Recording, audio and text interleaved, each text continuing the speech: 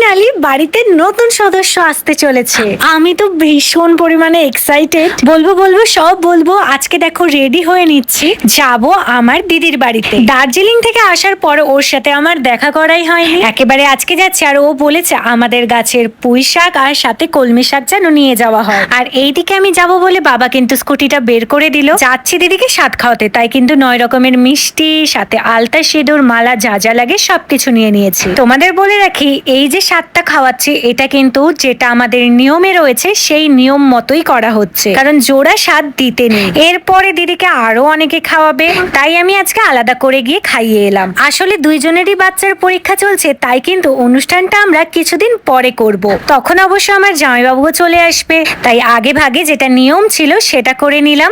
আমি তো ভীষণ এক্সাইটেড বাড়ির নতুন সদস্যকে দেখার জন্য। আমি জানি তোমরাও ভীষণ এক্সাইটেড। তো দিদিকে স্বাদ খাইয়ে চলে গেলাম বাড়ি।